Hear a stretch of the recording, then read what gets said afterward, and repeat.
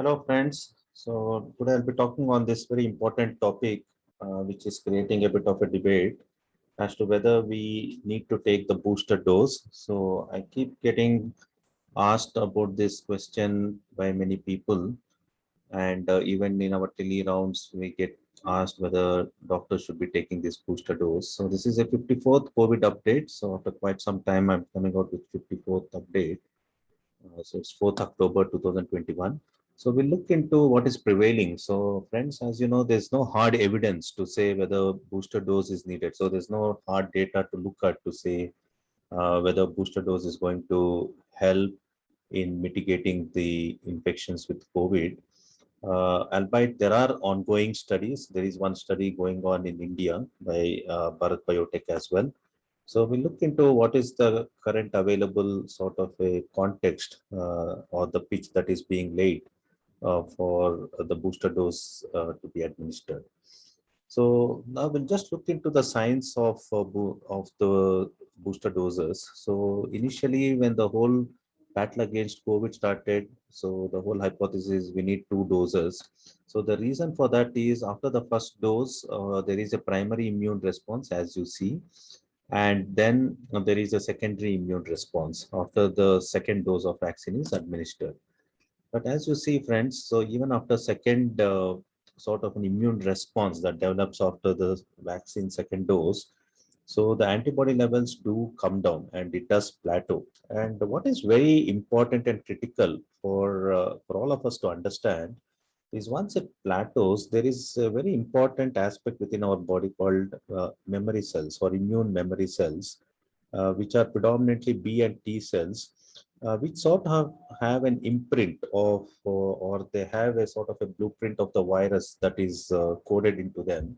And they produce antibodies whenever body gets attacked by the COVID again. So these memory cells, they're called memory cells because they do retain the imprint of the virus and what it has to do when they get attacked by the virus, or when an individual gets attacked by the virus, because they have already have an imprint, they recognize this virus and mount the immune response. So what is very important for all of us to understand is these memory cells, which possibly we don't measure as a response of an individual to an infection, is what really determines. And the antibody levels, by pretty much by their nature, they tend to wane off over time, and we know this very clearly.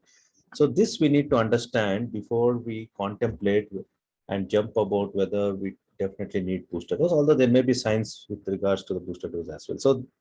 So the memory T cells, which have a blueprint or which does recognize the virus later on, does mount the antibody response, and not necessarily it is the antibody levels per se within the body which is critical for immunity against this COVID. So this is what we need to understand. So then let's look into the background of what we mean by endemicity. So the nature of any RNA viruses, so COVID is something not very distinctly new to our human civilization. So there are multiple RNA viruses which cause seasonal flu. So we have influenza virus, we have respiratory syncytial virus, then we have this rhinovirus. All these have sort of an endemicity, which means they come in crops, they do affect the individuals, and then they disappear. And COVID also is very similar to this. So reinfections with influenza, with RSV, with rhino, and so is the case with COVID are a norm. So COVID is here to stay. So all the listeners need to bear in mind that COVID is not going to disappear from our civilization. It's going to be there, and it does keep affecting us with reinfections. So the why this reinfection happens? The reinfections happen because there may be insufficient adaptive immune response that is mounted against these infections for various reasons. And as I said, there is a waning immunity over course of time. So the antibody levels do dwindle and they do reach the nadir, and that would be possibly one of the trigger or the reasons why individuals start manifesting with symptoms. So the waning immunity also is a reason. And there is an important aspect called immune escape. So the immune escape is where there is the sterilizing capacity of the immunity, which is meant to get activated and sterilize the virus, somehow gets escaped, and this is circumvented, leading to subsequent infection. And what the data has shown so far is reinfections with COVID tends to occur within a year as opposed to these other viruses. So when you look at the influenza virus, rhinovirus, or RSV virus, reinfection tends to occur in 2 years, but unfortunately with COVID, reinfection tends to occur within a year of someone having had an infection. And it is also found in the data so far that patients who have had asymptomatic infections were found to have lower antibody levels as opposed to patients who were more symptomatic, needing hospitalization. And the viral shredding also tended to happen much longer in patients who were asymptomatic. And it is shown that when someone is more severely ill, these individuals tended to have longer lasting adaptive immune response. So their protective ability against subsequent infection was much better as compared to the ones who had asymptomatic infections. And this was found in the data in COVID patients. And in patients who or individuals who had more severe infections, it was found from an experience from the SARS-1 infection or Middle Eastern respiratory virus infection that neutralizing antibodies tended to last within the body for a much longer time, for 2 to 5 years. So possibly we could tend to extrapolate even in COVID that someone who have had a more severe infection, the antibody levels may tend to last much longer in these individuals as opposed to the individuals who had less severe infection or asymptomatic infection. So this is what we have understood. And there's another important aspect. So there is a co-infections that can tend to happen when someone has had a COVID or any other influenza virus. So in fact, recently we have seen some patients having influenza and RSV together, so on and so forth. So co-infections within COVID is found to occur to a percentage up to 3.5%. So this is also an important aspect. So when there is a co-infection, there is a possibility of one virus offsetting the severity of another virus. And this has been distinctly seen in influenza virus and rhinovirus, where one virus offsets the severity of another virus. And this interference possibly tends to occur even in COVID, because if someone has a COVID with influenza, possibly influenza offsets the severity of COVID or vice versa. So this is something which we need to keep in mind. And the co-infection does occur in COVID up to the tune of 3.5% from the data available. So now coming to what are the key determinants of reinfection. So the key determinants of infections even after vaccinations or after infection is 3 I's and S. So S is seasonality. Whenever there is a seasonal change, the population is at a much higher risk of getting reinfection. And the first I is immunity. Obviously, your immunity is waned off for any reason. Your antibody levels are low and your memory cells are unable to mount the immune response. So one is vulnerable to get an infection.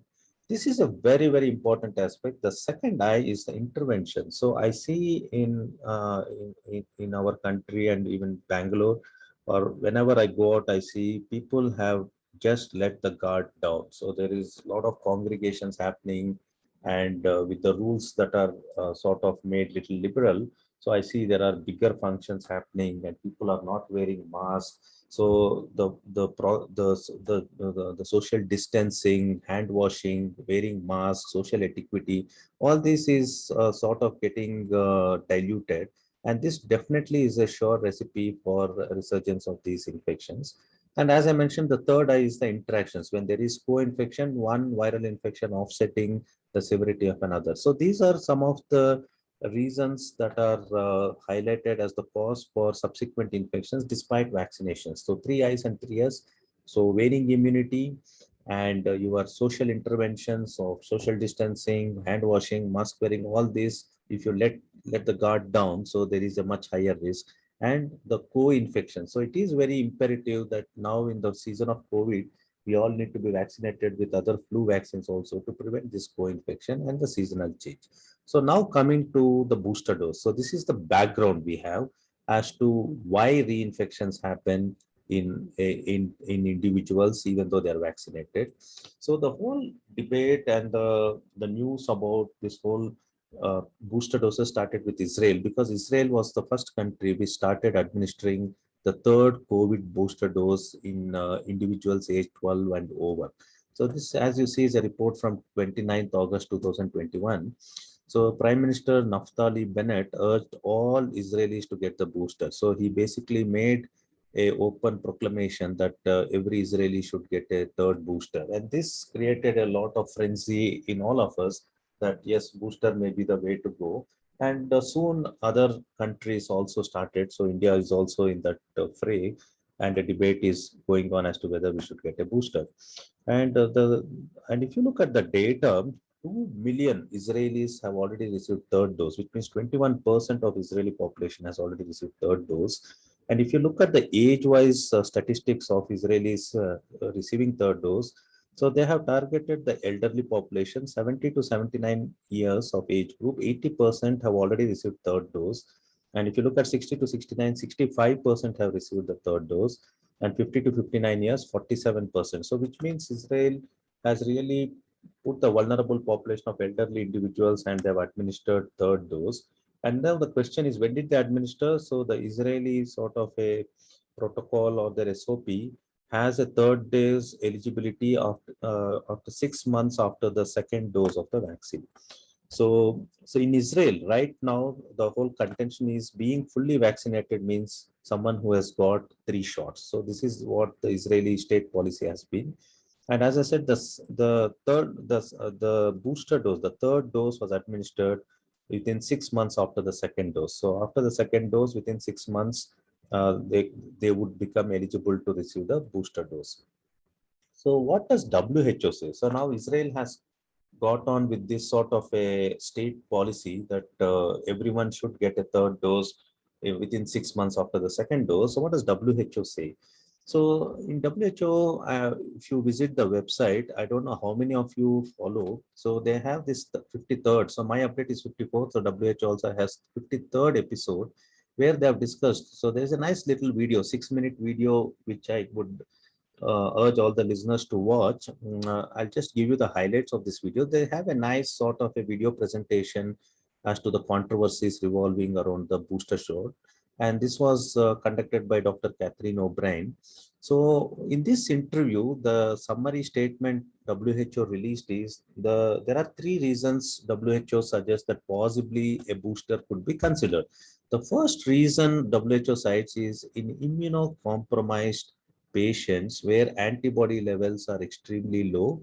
So these are patients who possibly could be considered for administering the booster dose. The second reason is in patients where the immunity has waned given the prolonged time. So they have not defined at what time the WHO considers that the immunity has waned, but they do say that in certain individuals over course of time the immunity may wane and these individuals may possibly justify in getting the booster dose. And just focus on the third reason where our medical community may fit in is where there is a reduced vaccine performance, especially when population is dealing with the Delta variants and in high risk individuals who may be exposed to these variants. So which means healthcare workers possibly fall into this category where we are more vulnerable in getting exposed to these variants. And the vaccine performance may not be effective against these variants. So WHO does suggest that the booster dose is something that could be considered. So these are 3 important clinical situations where WHO sort of hints that possibly one could consider a booster, re-emphasizing WHO in this whole 6-minute interview, they tend to re-emphasize, but the first task or the goals of any nation should be to vaccinate at least the entire population with the first dose, and the second priority would be to give a second dose and then think of the third dose. So this is what WHO tends to re-emphasize in their sort of a narrative in this interview. So this is about WHO. Now in Karnataka, so what during our tele rounds we have sort of captured this data. So what we seen is less than 5% of the vaccinated patients needing hospitalization had reinfection. So which means to say of the patients who had 2 vaccinations, less than 5% of them had an infection with COVID needing hospitalization into ICU. So the proportion of patients getting infected, and these patients, although I have to confess, who have come to ICU, most of them have not been very, very critical to a point that they needed ventilator or ensuing death, as we had witnessed in the second wave. So it is still a small proportion of patients who are getting reinfected, needing hospitalization. At least this is a sort of a cursory data that we captured in our tele-rounds in Karnataka districts. So now what does CDC say? So since this whole frenzy of booster dose started from Israel, and then WHO has sort of softened the stand. Initially, 1 month back, I had looked into the WHO stance at that point of time. Clearly, WHO dissuaded from the booster dose, but now they have softened the stand and they do come out with these three situations where one could possibly consider booster dose. So CDC has come out with a bold statement. So who is eligible for a COVID? So CDC, in fact, currently suggests that patients more than 65 years of age are eligible for the third booster, and patients more than 18 years who are present in the long-term care center for their debility or for any other disease condition are eligible to get a third booster, or patients more than 18 years with an underlying medical condition with any comorbidities. Again, CDC does not clearly define what these underlying medical conditions are, but any of them having comorbidities are eligible for the third booster dose. And this is very important for all the listeners. And CDC does suggest all the high risk individuals, which means all the healthcare workers or people who are in close proximity to these infected patients or involved in the care of these patients, they are eligible for the third dose or the booster dose of the vaccine. So this is a very bold sort of a recommendation that has come from CDC. And what does FDA says? So FDA, if you look at this statement that came on September 22nd, 2021, which is only around uh, 10 to 12 days back of what I'm talking today. So FDA authorizes booster dose of Pfizer vaccine for certain populations, and they have substantiated their suggestion or recommendation from a study which is possibly not published. So they have quoted this study in their press release. So in 200 patients where they took 18 to 55 years of age, who got a booster dose within 6 months after the second dose. They looked at antibody at 1 month and they found this group had a much better booster response as compared to the second dose of vaccine after the in the first series, which means the second dose that they would have conventionally received after the first dose of the vaccine. So strengthening their claim that the booster dose has had some merit in enhancing the immune response, and which they call it as a booster response. And further on, CDC and FDA does make a mention that it is important to give booster dose to enhance the protection against the variants, in particular the Delta variants. And in specific, they have mentioned that healthcare workers are at a increased vulnerability to get exposed to the Delta variants, and their antibody response have been shown to be dwindling over course of time, and they need sort of a better immune response.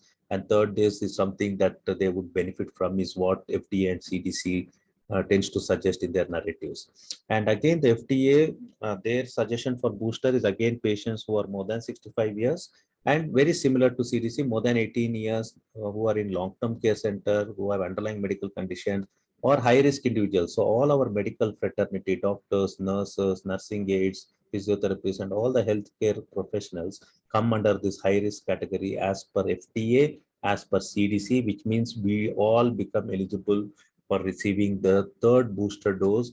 And CDC and FDA do suggest this third booster dose after 6 months, 6 months after the second dose of the vaccine. So which means to say, right now in India, all the medical professionals do become eligible if we have to subscribe to CDC and FDA, but this is pertaining to the uh, Pfizer vaccine, which they have approved. So we do not know for sure how is our Covishield or Covaxin, which we all have taken, is performing. So this is something that is for us to deliberate and see whether we also should contemplate on taking a booster dose.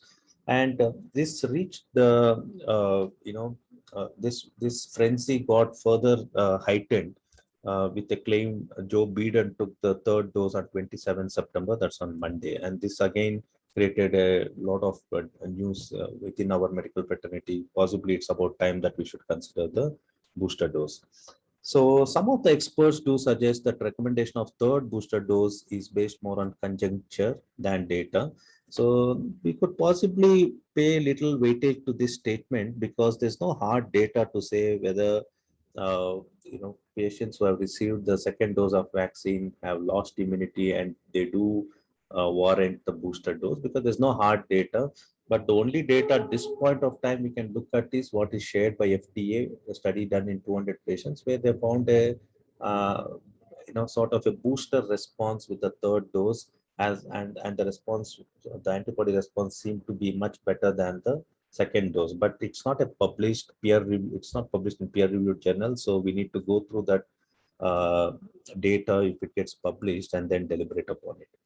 So the Pfizer CEO at some point of time said third COVID vaccine is likely needed within 12 months. And then the question of whether, now the question gets asked to me also, whether should we do mixing of the vaccines, which means if we have taken two Covishield, then should the third booster dose be Covaxin in India? So, or if someone has taken Pfizer, then whether the third booster should be Moderna. So this is the debate that has been, and I've been asked this question. There are some claims, at least from Scandinavian countries, where there is a claim that mixing the vaccines has yielded better immune response. But some experts believe that it's a dangerous trend.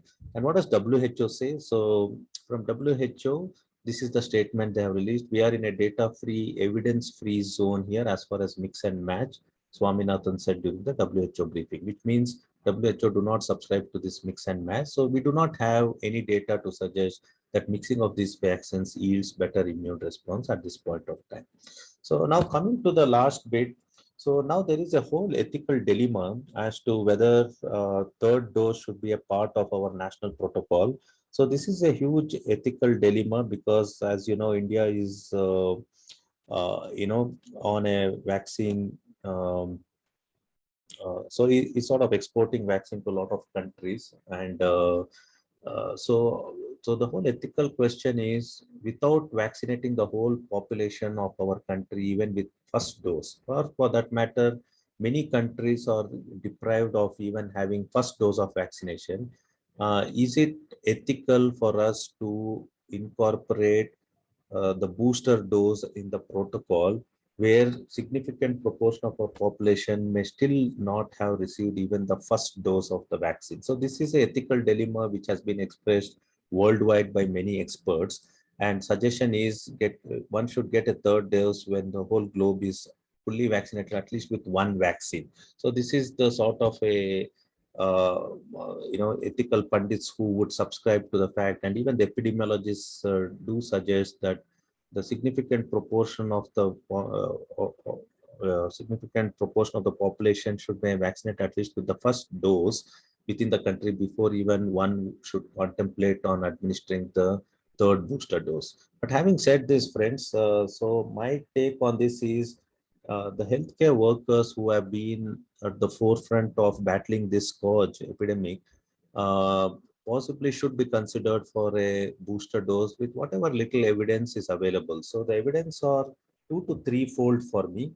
The first evidence is so healthcare workers are exposed to COVID variants, which is are exposed to Delta variant lot more with lot more possibility than the rest of the population. So possibly one should be considering administering booster dose for the healthcare workers. That is the first reason. The second reason why we should subscribe to the booster dose for the healthcare is it is shown, at least from the data, that the antibodies level tend to wane off very quickly in COVID by the end of 1 year. And what is important is the reinfections in COVID has been shown to occur within 1 year, as opposed to influenza virus or rhinovirus, where the reinfections tend to happen much later. So that is also one of the reason as to um, why one should possibly consider the third booster dose.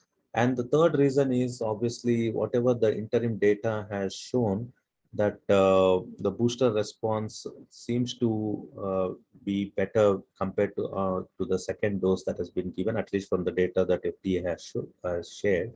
And the frontline workers, the third reason is the frontline workers would possibly be exposed to the third wave or subsequent fourth wave, and it is important to protect their health and prevent morbidity in this population. So that would be my thoughts. So it's almost, since I have taken the vaccine, it may be little more than 8 to 9 months. I may be due in around March. So most of the healthcare workers would be due for their, would finish an year at around March. So maybe this is the time that we should deliberate and take a call whether booster dose is something that is in the order for us. So I would err on possible